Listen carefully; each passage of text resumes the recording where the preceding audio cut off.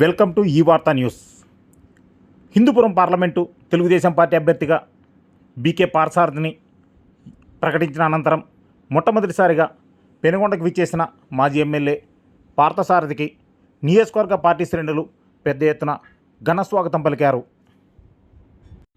పెనుగొండ పట్టణ చివరలోని శ్రీ కృష్ణదేవరాయల ఆర్చ్ వద్ద నుంచి బీకే పార్థసారథికి పూలమాలలు, గజమాలలు, బాణాసంచ పేల్చుతూ స్వాగతం పలుకుతూ పట్టణంలోని తెలుగుదేశం పార్టీ కార్యాలయం వరకు భారీ ఎత్తున ప్రత్యేక వాహనాలతో స్వాగతం పలికారు.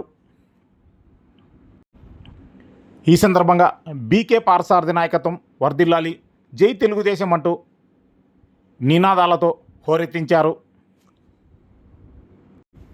పెనుగొండ నియోజకవర్గంలోని రొద్దం, పరిగి, సోమిందపల్లి, పెనుగొండ, గోరంట్ల మండలాల నుంచి పెద్ద ఎత్తున తెలుగుదేశం పార్టీ నాయకులు ప్రత్యేక వాహనాల్లో వందలాదిగా పెనుగొండకు తరలివచ్చి ఆయనకు ఘన స్వాగతం పలికారు.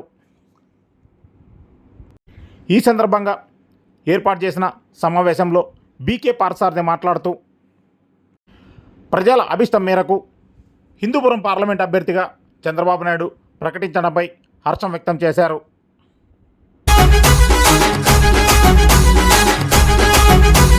విజయమే నీదని చాటగా అభివృద్ధి చేయ ముందుకే కదలగా యువత నీకు అండగా ఉండగా పార్థసారథన్న నీకు ఎదురు లేదుగా.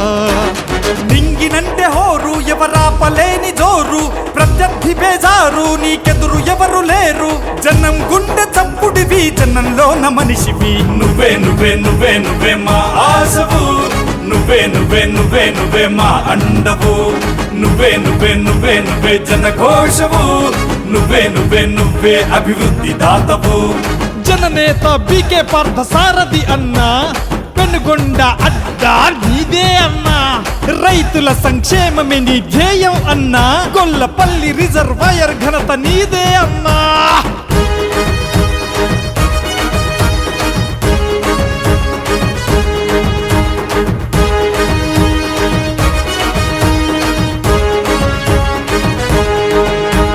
నేతన్నల కండగా నిల నా జీవితంలో మర్చిపోయిన రోజు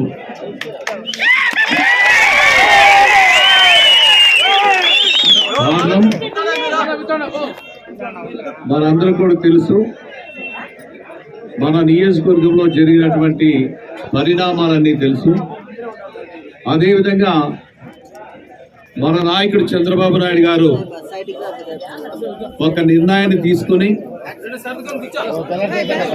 కాకుండా పార్లమెంట్ పోటీ చేయమని ఆదేశించడం, అదే క్రమంలోనే అనంతపూర్ పార్లమెంట్కి పోటీ చేయమని చెప్పడం, తర్వాత మా నాయకుడితో మాట్లాడి మా ప్రాంతం, నేను ఇక్కడ పనిచేసినటువంటి ప్రాంతం, ఒక జిల్లా పరిషత్ చైర్మన్గా, ఎంపీగా, 2 సార్లు శాసనసభ్యుడిగా, కాబట్టి మా ప్రాంతాన్ని వదిలిపోలేని పరిస్థితి.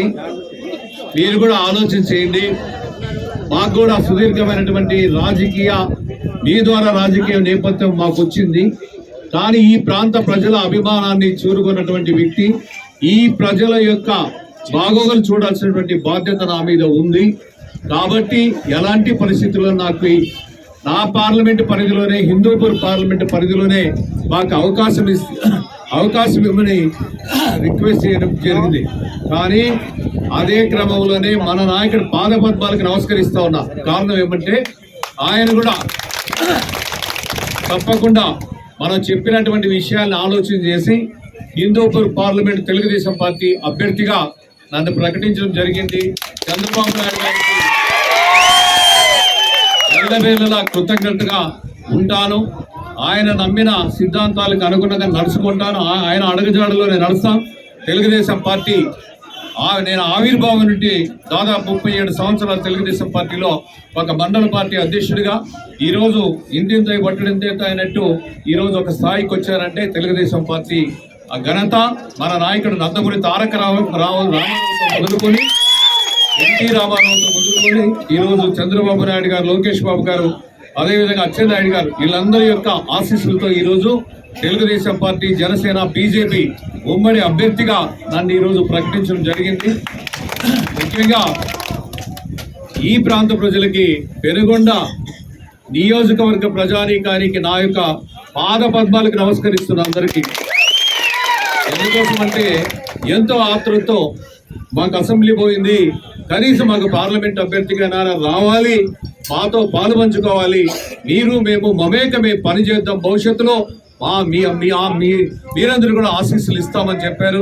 చాలా సంతోషం. నేను కూడా ఒకటే చెప్తున్నా, ఈరోజు చంద్రబాబు నాయుడు గారు ఈరోజు అవకాశం ఇచ్చారు. ఆయన నమ్మకాన్ని ఒమ్ము చేయకోకుండా రేపు భవిష్యత్తులో కూడా గతంలో ఏ విధంగా పనిచేశానో ఆ విధంగానే భవిష్యత్తులో కూడా కార్యకర్తలు, నాయకుల యొక్క బాగోగుల కష్టాల్ని తప్పకుండా పాల్గొంచుకుంటాను. ఎక్కడ తగ్గేది లేదని సందర్భంగా మాట అంటే మాట మీద నిలబడతా. మీరు కూడా ఈరోజు కష్టాల్లో నాకు అండగా నిలబడ్డారు. నేను ఎవరినే మర్చిపోను. నేను కూడా చూశాను. ఒక్కొక్కసారి అవకాశాలు వస్తాయి, ఎట్లా ఏం జరుగుతూ ఉంటాయి, కాన్స్టిట్యూన్సీ లో పనిచేసే వాళ్ళ పరిస్థితి ఏమి, పని చేయకున్నటువంటి పరిస్థితి ఏమి అనేటివన్నీ అన్ని కూడా నాకు ఒక జ్ఞానోదయం కలిగేదానికి కూడా ఒక అవకాశం వచ్చింది. నేను అందరినీ మనసులో పెట్టుకుంటా. కష్టాల్లో నా అండగా నిలబడినటువంటి ఎవరిని కూడా మర్చిపోనని, ఏదో ఇది పబ్బం గడుపుకోడానికి రాలేదు, పార్లమెంట్ అయినా కూడా గెలిచి తీరుతాం. నాకు కూడా తెలుసు. ఎందుకోసం పార్లమెంట్ అంటే నాకు కూడా అనుభవం ఉన్నటువంటి వ్యక్తి. జిల్లా పరిషత్ చైర్మన్ గా చేశా, ఎంపీగా చేశా, 2 సార్లు శాసనసభ్యుడిగా చేశా. నాకు అవగాహన ఉంది, ఆలోచన ఉంది, పరిపాలన విధానం తెలిసినటువంటి వ్యక్తి. అదేవిధంగా రేపు భవిష్యత్తులో ఉమ్మడి ముఖ్యంగా జనసేన, బీజేపీ, తెలుగుదేశం పార్టీ అధికారంలోకి రాబోతుంది. దాదాపుగా మా నాయకుడు చెప్పినట్టు 160 సీట్లు శాసనసభ గెలుస్తున్నాం. అదేవిధంగా మనకి పొత్తులో ఉన్నటువంటి జనసేన, తెలుగుదేశం, అదేవిధంగా బీజేపీకి సంబంధించినటువంటి 25 లోక్సభ సీట్లు కూడా గెలవబోతున్నటువంటి